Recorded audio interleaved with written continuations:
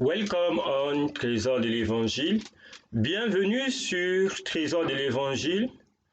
Today we will continue with our topic, the Bible fact concerning the seventh day of the week. Aujourd'hui, nous allons poursuivre avec notre thématique, les faits bibliques concernant le septième jour de la semaine. Before to start, let us pray together. Heavenly Father, we give you honor and glory for this opportunity you have granted to us today to come before your throne of grace, and we ask you, Lord, to clean us by the blood of our Lord Jesus Christ, to fill us by your Holy Spirit, and to watch over us by your holy angels. We are here for this topic, the Bible fact concerning the seventh day of the week, and we are at the part number 6 of this presentation of this study. May you, Lord, give us your insight to understand this topic. In the name of our Lord Jesus Christ, we pray you. Amen. The Bible fact concerning the seventh day of the week, les faits bibliques concernant le septième jour de la semaine. We have studied in the first part of this presentation. We know that according to the history, according to the Bible, the seventh day of the week is Saturday, and the first day of the week is Sunday. Sunday is the first week of the first day of the week. And today we will continue. We are at the part number 6 of this presentation, and we invite you, if you will discover this presentation for the first time, we invite you to go and to follow the first part of this presentation. It is very important. Et aujourd'hui, nous allons poursuivre avec cette thématique, les faits bibliques concernant le septième jour de la semaine. Nous savons déjà, nous sommes à la 6e partie, nous avons les 5 premières parties de cette présentation. Et nous savons que le septième jour de la semaine, selon la Bible et selon l'histoire, est samedi. Et dimanche, selon la Bible et selon l'histoire et bien d'autres sources, est le premier jour de la semaine. Nous allons poursuivre. Let us continue. The fact number 51, le fait numéro 51. In all their accusation against Paul, they never charged him with disregarding the Sabbath day. Dans toutes leurs accusations contre Paul, ils n'ont jamais accusé Paul d'avoir désobéi, d'avoir méprisé, d'avoir profané le jour du sabbat. Why did they not? Pourquoi ils ne l'ont pas fait? If he did not keep it. Si Paul n'a pas gardé le sabbat, s'il ne l'a pas gardé, ici ce sont les Juifs. Donc lorsque nous lisons dans le livre des Actes, à propos de toutes les accusations qui sont portées par les Juifs contre l'apôtre Paul, nous ne lisons nulle part qu'ils ont accusé Paul d'avoir désobéi, d'avoir profané, de n'avoir pas gardé le jour du sabbat, le septième jour. S'ils ne l'ont pas fait, ce que Paul, comme nous avons déjà lu nous-mêmes dans le livre des Actes des Apôtres, Paul a toujours adoré le jour du sabbat, et c'est un jour pour lui d'aller prêcher la parole, d'aller, n'est-ce pas, dans des réunions chrétiennes, que ce soit au bord de la rivière, dans des synagogues, partout, n'est-ce pas, pour prêcher la parole de Dieu. La Bible nous dit, selon sa foi, selon sa coutume, selon son éducation, n'est-ce pas, alors que Paul était devenu chrétien, il s'était converti, le sabbat du 7e jour était son jour d'adoration, son jour de prière, alors qu'il était un chrétien d'origine juive. And it is clear here that we don't find anywhere in the book of Acts where the Jews have accused Paul that he has disobeyed to the Sabbath day. If we don't find this charge against Paul, we know clearly as we are studying in the 5 part of this presentation and others, we know that the 7th day, Saturday, was the day of worship, the day of prayer, and this is the day during which the Apostle Paul is attending to the Christian meetings. It can be at the side of the river and everywhere in the synagogues and everywhere. It was a day of worship, the time of the best time for Apostle Paul to preach the word of God. And we know that the Apostle Paul was a Christian.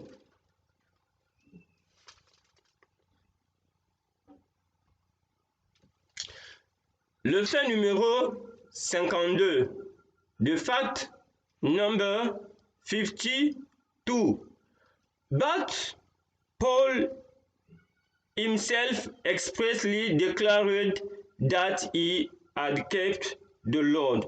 Mais Paul a lui-même déclaré expressement qu'il gardait la loi, neither against the law of the Jews, ni contre la loi des Juifs, neither against the temple, ni contre le temple, nor yet against Caesar I have offended anything at all. Non, ni contre la loi des Juifs, ni contre le temple, ni contre la loi de César, ai-je offensé, quoi que ce soit en tout.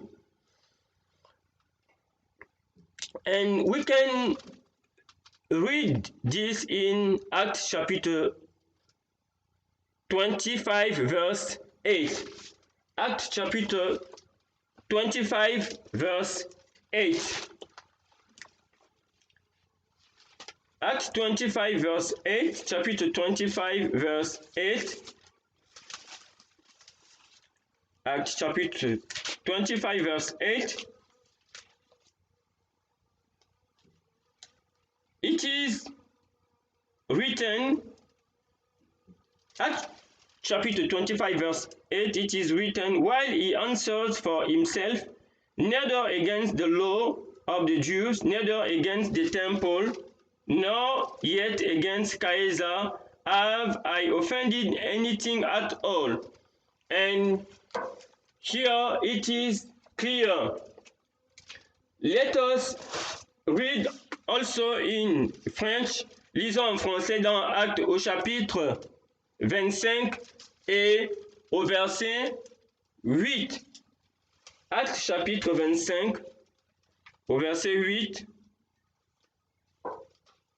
Actes chapitre 25 au verset 8. Il est écrit, Paul entreprit sa défense en disant, je n'ai rien fait de coupable ni contre la loi des Juifs, ni contre le temple, ni contre César.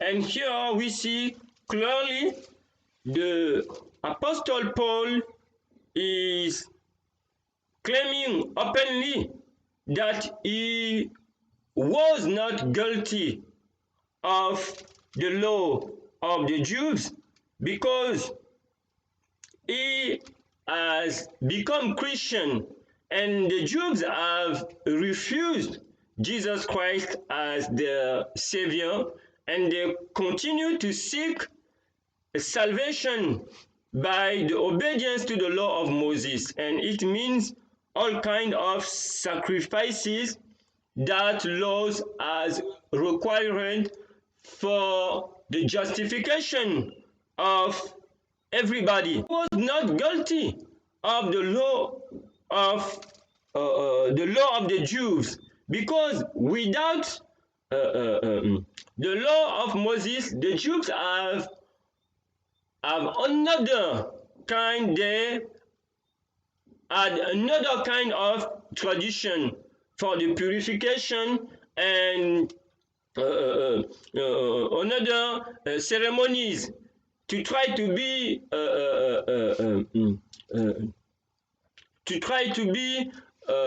righteous before God. But Apostle Paul, he has claimed that he was not guilty of the law of the Jews, because he has received the justification through the sacrifice of his Savior, Jesus Christ. Okay? Neither against the temple. He was not too guilty of the temple, because here, after the sacrifice of our Lord Jesus Christ, the temple has become nothing for the salvation of the Christians, and Paul has become a Christian without despite the fact that his origin is a Christian, which have a Jewish origin. The temple has become nothing less for his salvation, and he said he was not too guilty against Caesar, against the law. Caesar here is the law of the state, and Paul was a good citizen. He has obeyed the law of the state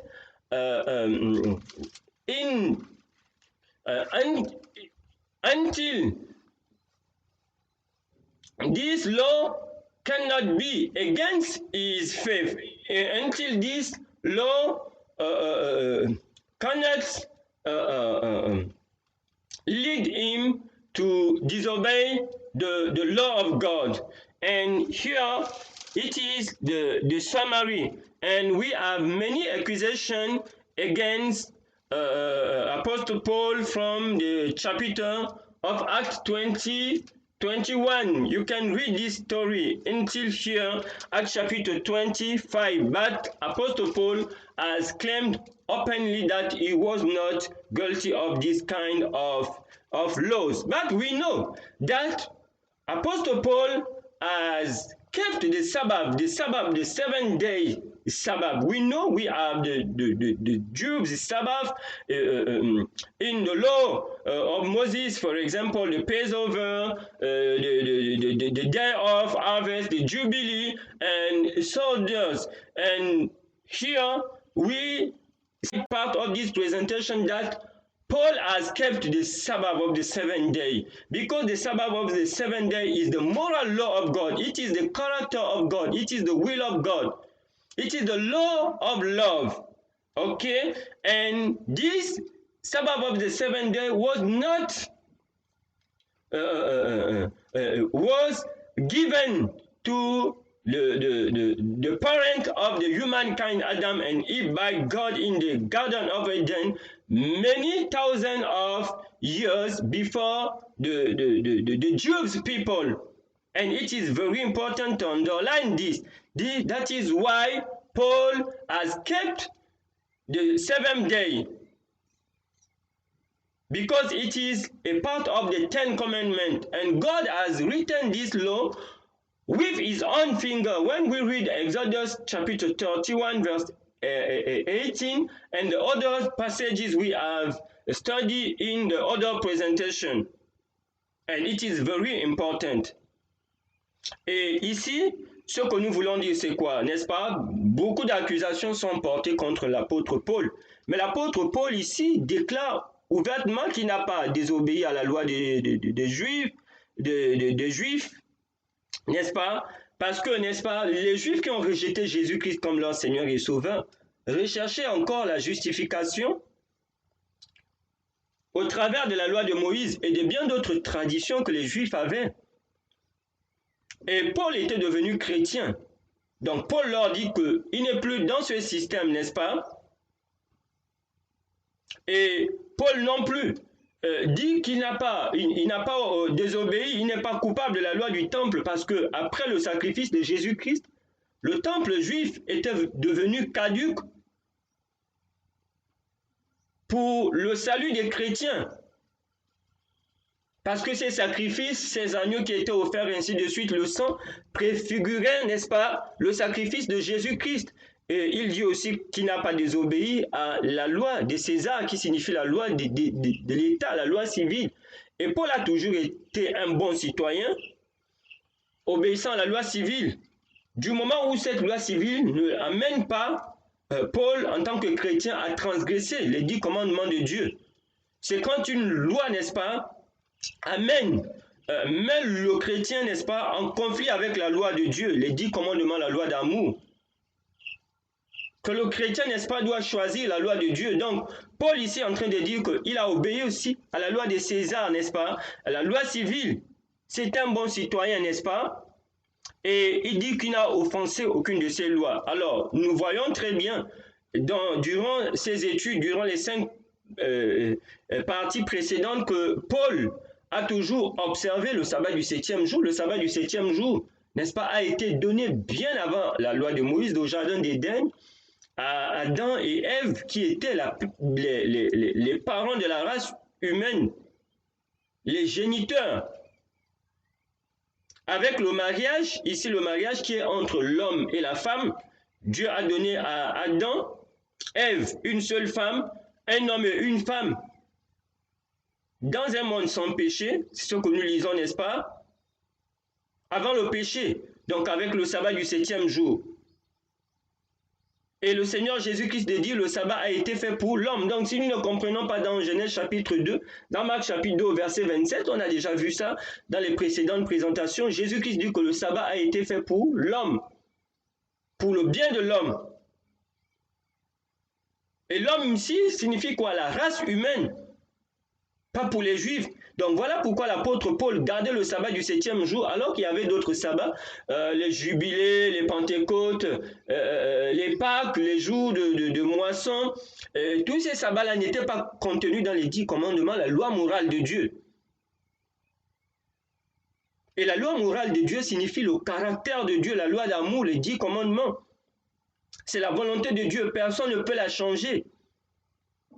Et dans Exode au chapitre 31 au verset 18, nous avons déjà vu ça dans les précédentes présentations, on dit que Dieu a écrit cette loi de son propre doigt dans le jour du repos, le sabbat du 7e jour, samedi. Donc ici, clairement, nous voyons, n'est-ce pas, que Paul, la justification en Jésus-Christ ne nous amène pas à aller, n'est-ce pas, transgresser la loi de Dieu, parce que si nous transgressons la loi de Dieu, Jésus-Christ nous a justifiés, mais si nous marchons, nous transgressons les 10 commandements, nous redevenons esclaves du péché. La grâce de Dieu devient nulle et sans effet dans notre vie. Et nous devons faire très attention. Si nous avons accepté Jésus-Christ, nous n'allons pas continuer toujours, n'est-ce pas, à voler, à commettre l'adultère, à adorer les idoles. Mais ça, c'est dans les 10 commandements, c'est ça le péché.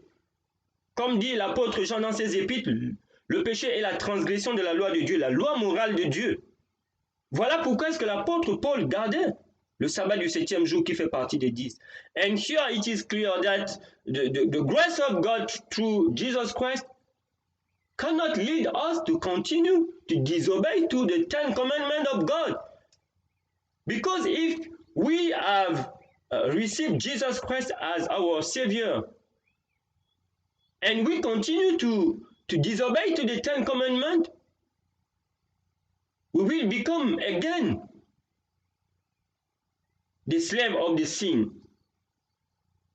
And the salvation through Jesus Christ leads us to the obedience to the law of God, not to the transgression. And it is very important to understand this. The Christian here is the Spirit of God, the Spirit of Christ in us cannot lead the Christian to disobey to the Ten Commandments of God. Et ici, c'est ce que nous sommes en train de dire. La grâce de Dieu ne nous conduit pas à la désobéissance, à la loi de Dieu, mais à l'obéissance. Parce que par l'Esprit de Dieu en nous, l'Esprit de Christ, nous amène à vivre en tant que chrétiens, n'est-ce pas? Dans l'obéissance à la loi de Dieu. Parce que Jésus-Christ lui-même dans Actes chapitre 15 au verset, dans Jean chapitre 15 au verset 10, ça dit qu'il a gardé les commandements de son Père. Et il en est, Christ, un autre exemple. How could this be true if he had not kept the Sabbath? Alors, comment cela pourrait-il être vrai si Paul ne gardait pas le sabbat? Okay? It cannot be true if Paul hasn't kept the Sabbath. He cannot say that he was not guilty of any kind of the law. Et si Paul n'avait pas gardé le sabbat, il ne devait pas dire que il n'est pas coupable, n'est-ce pas, de désobéissance vis-à-vis de n'importe quelle loi, y compris la loi de Dieu. Donc ici, Paul gardait bel et bien le sabbat comme nous-mêmes, nous avons déjà lu et étudié, n'est-ce pas, dans les parties précédentes et comme nous sommes en train de le lire. The fact number 53, le fait numéro 53. The Sabbath is mentioned in the New Testament 59 times. Le sabbat est mentionné dans le Nouveau Testament 59 fois. And always with respect, et toujours avec respect, bearing the same title it had in the Old Testament, ayant le même titre qu'il a dans l'Ancien Testament, le Sabbat deuil, le jour du sabbat. Et le jour du sabbat ici signifie quoi? Le jour de repos, le jour d'adoration des chrétiens. Et nous trouvons, n'est-ce pas, qu'il est mentionné 59 fois. Et c'est le même nom que dans l'Ancien Testament. Alors que nous ne trouvons le premier jour de la semaine, dimanche, mentionné dans le Nouveau Testament que quelques 8 fois, sinon ça n'atteint même pas, n'est-ce pas, une vingtaine de fois. C'est trop, quelques 8 fois, n'est-ce pas? Nous avons déjà vu ça dans des précédentes présentations. Et si vous prenez aussi la présentation sur le premier jour de la semaine qui est sur cette chaîne. Alors que le sabbat, samedi, le 7e jour, est cité 59 fois pour montrer l'importance dans le Nouveau Testament, sous la Nouvelle Alliance, que les chrétiens, n'est-ce pas, continuent à adorer le sabbat. Le premier jour de la semaine, dimanche est appelé le premier jour de la semaine dans le Nouveau Testament. Il est à peine mentionné. Nous avons la présentation sur le premier jour de la semaine. Je vous convie à aller regarder, n'est-ce pas, cette présentation. Alors, pourquoi le Nouveau Testament nous parlerait tant du sabbat si le sabbat n'était pas important? Mais nous avons vu que le sabbat est important. Le Seigneur Jésus-Christ n'est pas resté silencieux sur la question du sabbat dans le Nouveau Testament, ni encore moins l'apôtre Paul et les chrétiens de l'Église primitive.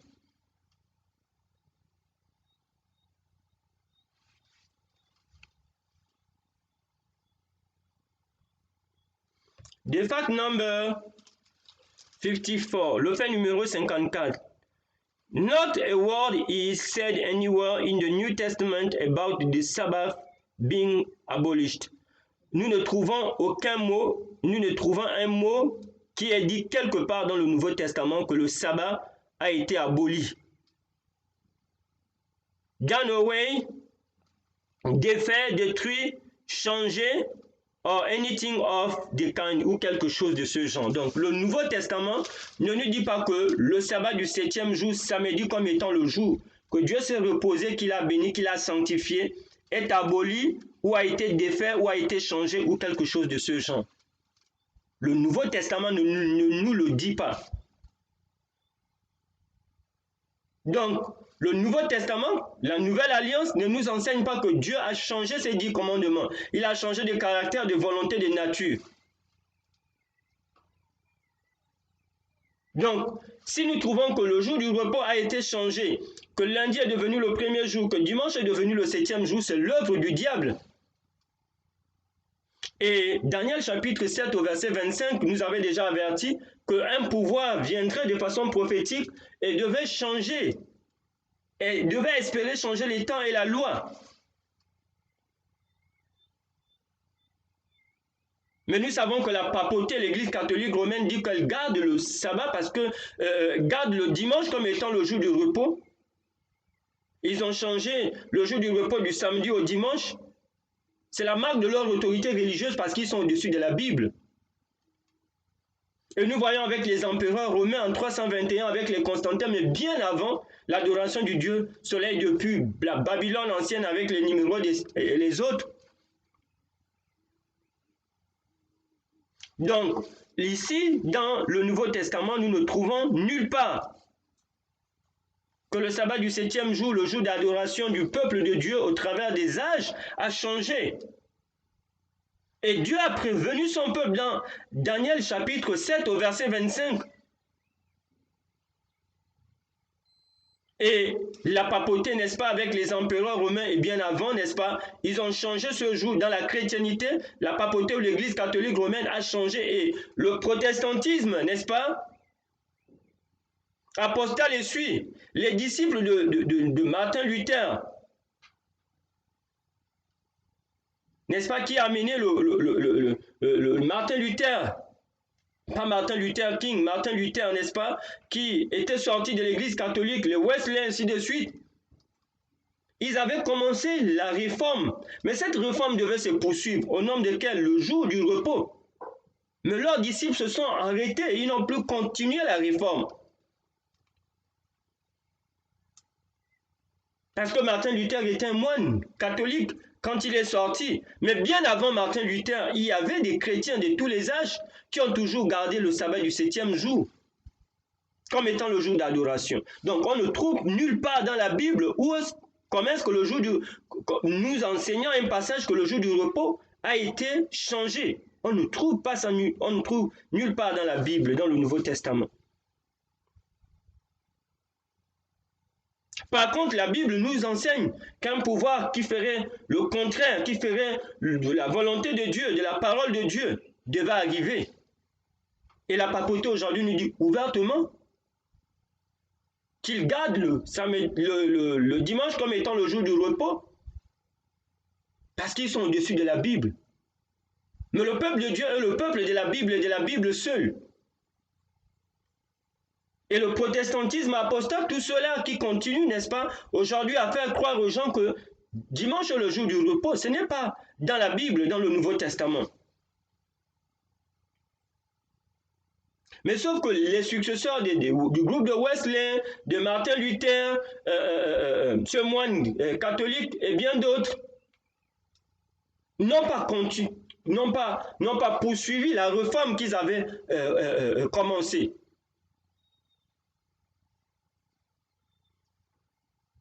D'où aujourd'hui, n'est-ce pas, dimanche est regardé comme étant le jour de repos d'adoration. Mais pour ceux qui ont décidé de mettre la Bible de côté,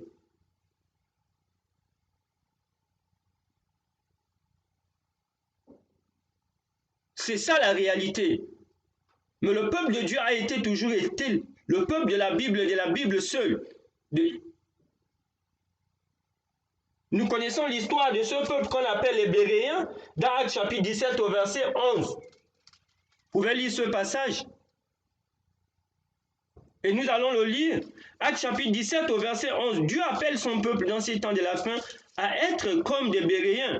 Actes chapitre 17 au verset 11, il est écrit « Ces Juifs avaient des sentiments plus nobles que ceux de Thessalonique. il reçut la parole avec beaucoup d'empressement et il examinait chaque jour les Écritures pour savoir si ce qu'on leur disait était exact. Les Béréens examinaient, n'est-ce pas, chaque doctrine, chaque enseignement à la lumière de la Bible, pas sur la base de l'organisation chrétienne ou sur le charisme de quelqu'un. La vérité pour eux était dans les Saintes Écritures. Et Dieu appelle son peuple dans ces temps de la fin à être des Béréens. Tout enseignement doit être examiné selon la Bible. Et la Bible doit être la seule règle de vie et de foi pour les enfants de Dieu dans ces temps de la fin.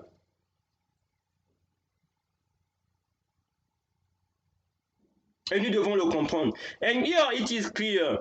And we know that we don't find anywhere in the Bible where the Sabbath has changed in the New Testament. But we know through the prophecy of Daniel chapter 7 and verse 25, the Bible declares that the Lord has foretold that a power will come and will try to change the time and the law.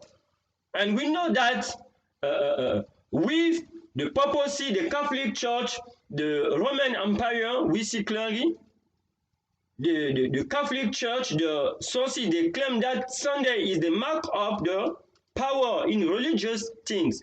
They have changed the day of rest